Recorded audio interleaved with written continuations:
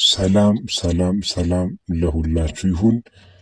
ዛሬ እንግዲህ ድንቅ ነገር ነው ይዤ የቀረብኩላችሁ። ራሳችሁን ከስህተት አስተምሮ እንድትጠብቁ ያህል ነው። እንግዲህ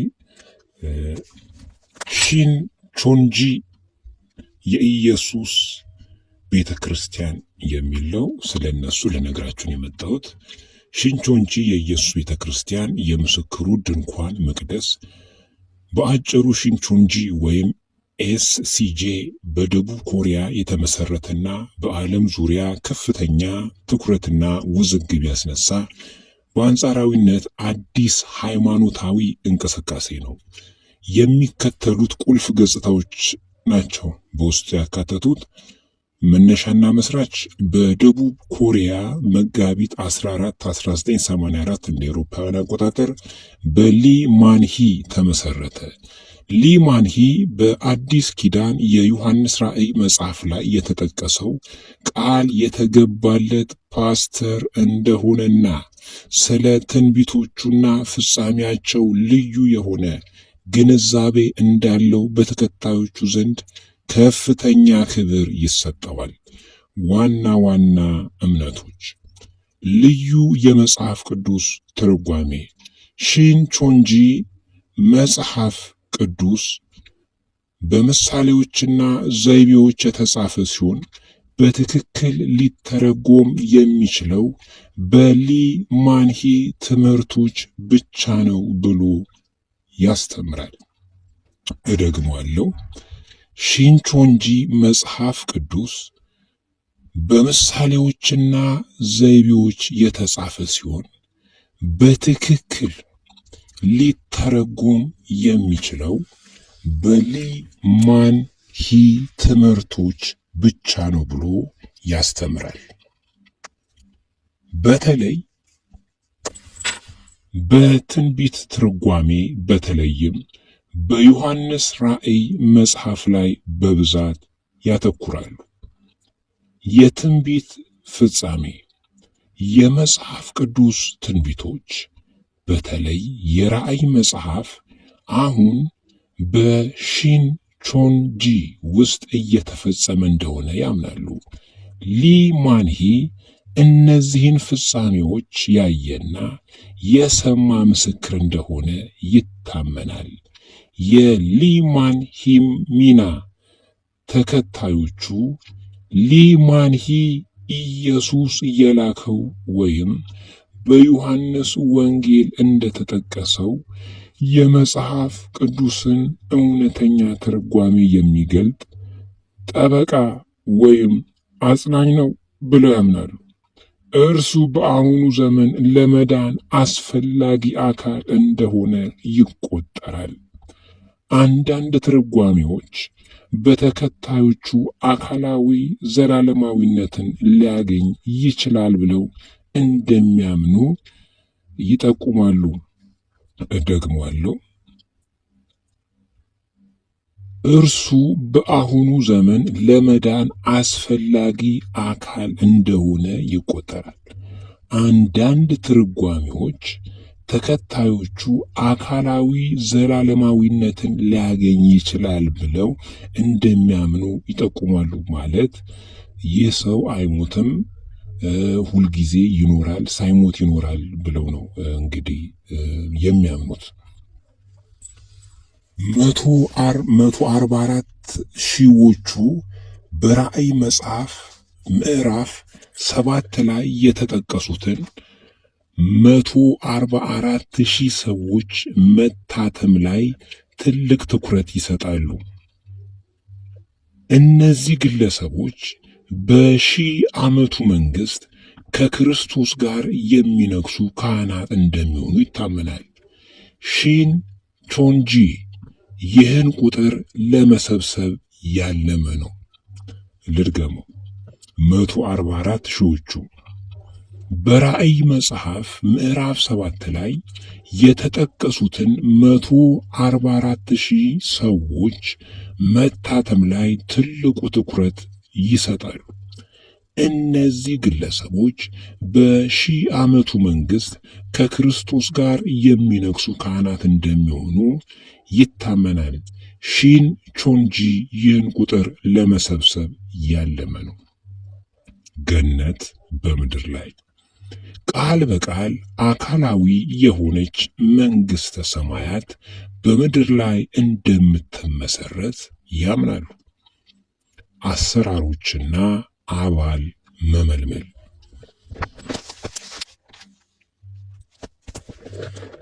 አሰራሮችና አባል መመልመል ጥልቅ የመጽሐፍ ቅዱስ ጥናቶች አባላትን መመልመል ብዙውን ጊዜ የሚከናወነው በጥልቅ የመጽሐፍ ቅዱስ ጥናት ኮርሶች አማካኝነት ነው። እነዚህ ኮርሶች ብዙውን ጊዜ የተዋቀሩ ለበርካታ ወራት የሚቆዩና ከፍተኛ ጊዜን የሚጠይቁ ናቸው። የማታለል ቅጥር ክሶች ተቺዎችና የቀድሞ አባላት ኤስሲጄን አሳሳች ዘዴዎችን ይጠቀማል ሲሉ በተደጋጋሚ ይከሳሉ። ይህ የሚያካትተው መጀመሪያ ላይ ከሺን ቾንጂ ጋር ያላቸውን ግንኙነት አለመግለጽ፣ የሽፋን ቡድኖችን ለምሳሌ የበጎ ፈቃድ ድርጅቶች፣ የባህል ክለቦች፣ ጉዳት የሌላቸው እንዲሁም በሀገራችን በኢትዮጵያ የጽዮን የመጽሐፍ ቅዱስ ጥናት ቡድኖች ሆነው ይንቀሳቀሳሉ። ይህንም መጠቀምና ሊሆኑ የሚችሉ አባላትን በደንብ እስኪሳቡ ድረስ ስለ ትምህርቶቹ ምንነትና ምንጭ ማሳሳትን ነው። ከፍተኛ ቁጥር ያለበት ድባብ ሪፖርተሮች ብዙውን ጊዜ ከፍተኛ ጥያቄና ቁጥጥር ያለበትን ድባብ ይገልጻሉ። ይህም አባላት አባል ካልሆኑ ሰዎች ወይም ተቃዋሚ የሆኑ ቤተሰቦችን ጨምሮ ጋር እንዳይገናኙ ማበረታታት፣ ምስጢራዊነትን መጠየቅ እና ጠንካራ የስነ ልቦና ተጽዕኖ መፍጠርን ያጠቃልላል። የማለት እንግዲህ ባለ ትዳሮች ለምሳሌ ሚስትየዋ የነሱ አባል ብትሆን ከባሏ እንድትፋታና እዛው ሜምበር ውስጥ ያለን ሰው እንድታገባ ጥረት ያደርጋሉ ማለት ነው።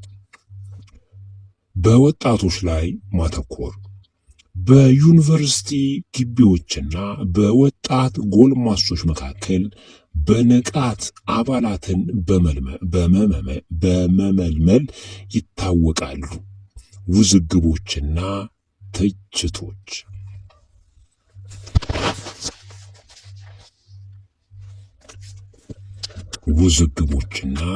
ትችቶች የከልት ወይም አምልኮታዊ ቡድን ክሶች ሺን ቾንጂ በቀድሞ አባላት፣ በቤተሰቦች፣ በከልት ግንዛቤ ማስጨበጫ ቡድኖችና በዋና ዋና የክርስትና ቤተ እምነቶች እንደ ከልት ወይም አምልኮታዊ ቡድን በስፋት ይፈረጃል።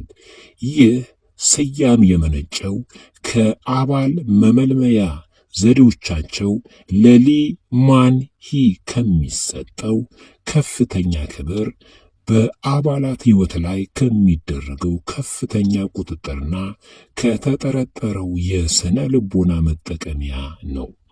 ማታለልና ምስጢራዊነት በጣም በተደጋጋሚ የሆነው ትችት በአባል መመልመልና በአሰራር ሂደት ውስጥ በማታለል ይጠቀማሉ በሚለው ዙሪያ ያጠነጥናል።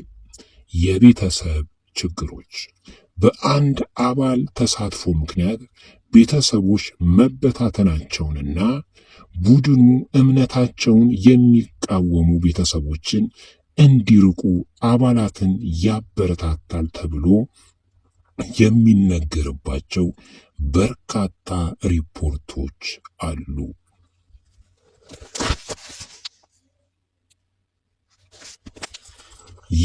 የኮቪድ-19 ወረርሽኝ ሺንቾንጂ በ2020 መጀመሪያ ላይ በደቡብ ኮሪያ የመጀመሪያው መጠነ ሰፊ የኮቪድ-19 ወረርሽኝ መነሻ ማዕከል ሲሆን ከፍተኛ ዓለም አቀፍ ትኩረት አግኝቷል።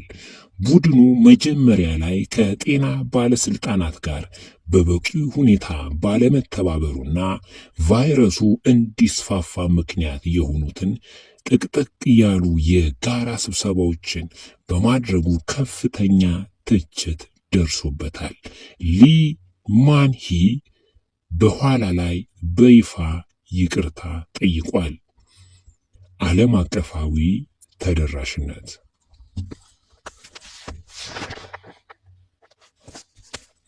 ዓለም አቀፋዊ ተደራሽነት ውዝግቦች ቢኖሩበትም ሺን ቾንጂ ከደቡብ ኮሪያ ውጪ በአፍሪካ፣ አውሮፓ፣ ኤዥያና አሜሪካ ባሉ በርካታ ሀገሮች ውስጥ ተመሳሳይ የአባል መመልመያ ስልቶችን በመጠቀም ከፍተኛ ተደራሽነትን አቋቁሟል።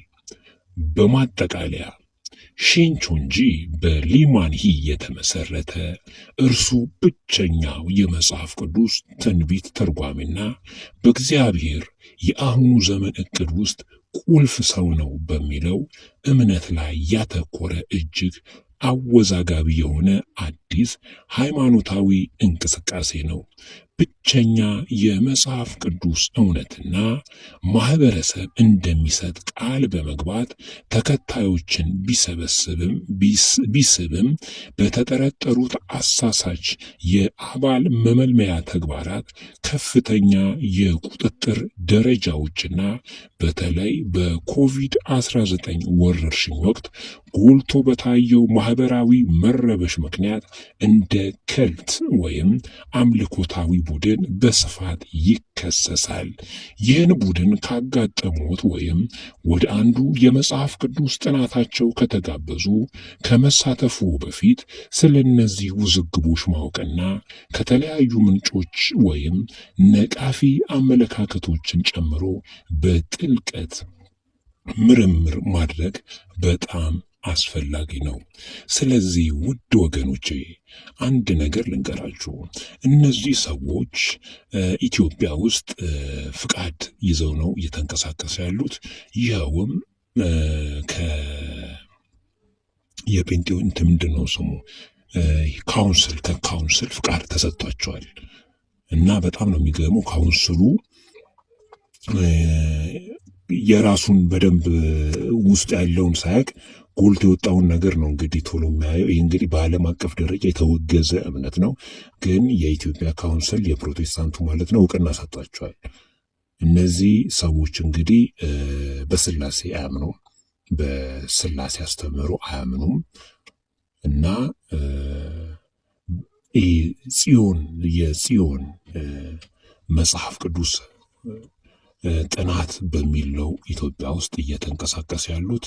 እንዲሁም በዚህ ውስጥ አባላትን በደንብ ካፈሩ ለእምነታቸው ለነሱ ዓላማ በደንብ ጎበዞች ከሆኑ የኢየሱስ ክርስቶስ አዲስ ሰማይና አዲስ ምድር የሚል እንትን አለ፣ ቤተ ክርስቲያን አላቸው። ወደዛ መጨረሻ ላይ ይወስዷቸዋል ማለት ነው።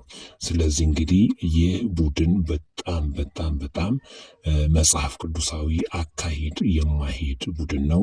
እንደውም ምን ይላሉ? በዓለም ላይ ያሉት ክርስቲያኖች እንዳለ ስህተት ነው፣ እምነት እንዳለ ስህተት ነው። ብቸኛው የሊማንሂ ያመጡት እምነት የሺንቾንጂ እምነት ነው ብለው ነው የሚያምኑት። ስለዚህ ከሌላ ቤተ እምነት ጋር ከፕሮቴስታንቱ ጋር ሰዎቻቸው እንዲገናኙ አይፈልጉም። ሰዎቻቸውን ከነዛ ወስደው ራሱ ቀጥታ ምንድን ነው የሚያደርጉት ማለት ነው ከቤተሰቦቻቸው እንድርቅ ያደርጋሉ። እንደውም ስሰማ ምንድን ነው እዚህ ኢትዮጵያ ውስጥ ለምሳሌ አንድ ሰው የነሱ ሜምበር ሲሆን ፎርሙ ላይ ሲሞላ ከሀገር እንዳይወጣ ያደርጋሉ። ከሀገር እንደማይወጣ አስረግጠው ይነግሩታል። ምክንያቱም እዚህ ሀገር ውስጥ ይህን እምነት ከሚያስፋፉ ሰዎች ውስጥ አንደኛ አንተ መሆን አለብህ በማለት ማለት ነው። ስለዚህ መጨረሻ ላይ ተኪዶ ይሄ ሊማንሂ የተባሉትን የ90 ምናምን ዓመት ሽማግሌ ናቸው። እሳቸውን ወደ ማምለክ ደረጃ ደረጃ ነው እንግዲህ የሚደርሱት። እሳቸው ብቻ ናቸው መጽሐፍ ቅዱስን ሊተረጉሙ የሚችሉት ብለው ነው የሚያምኑት። እሳቸው ብቻ። በጣም ኢትስ ኤ ቢግ ሼም። እና ቅዱሳን እንደዚህ አይነት ጓደኞች ካሏችሁ በጣም ተናጠቋቸው። የጽዮን የመጽሐፍ ቅዱስ ብለው ነው እንግዲህ እንትን ያሉት። ስለዚህ ከሺንቾንጂ ቸርች አዲስ ሰማይና አዲስ ምድር የኢየሱስ ቤተክርስቲያን ከሚለው በፍጥነት ጓደኞቻችሁን አርቁ።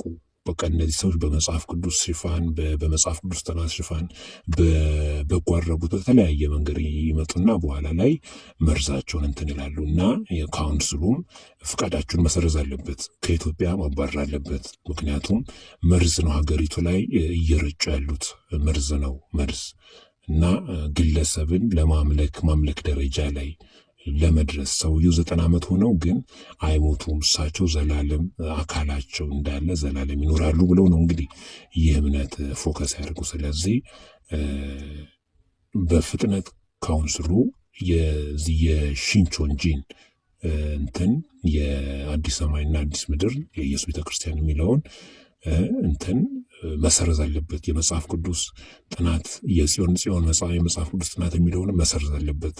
በፍጹም በቃ ከኢትዮጵያ ላይ ተወግዘው መባረር አለባቸው ብዬ ለማሳሰብ ፈልጋለሁ።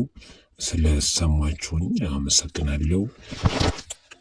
እንግዲህ ይህን መልእክት ብዙዎች ጋር እንዲደርስ ላይክ፣ ሼር በማድረግ እንዲሁም ቤተሰብነታችሁን በማጠናከር አብራችሁኝ እንድትሆኑ ስል እንግዲህ ጠይቃለሁ።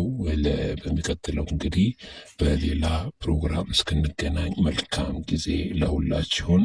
ኢየሱስ ክርስቶስ ሀገራችንን ይባርክ፣ እኛንና ቤተሰባችንንም ለዘላለም ይባርክልን። ከስህተት ትምህርት ጌታ መንፈስ ቅዱስ ለዘላለም ይጠብቀን። አሜን፣ አሜን፣ አሜን።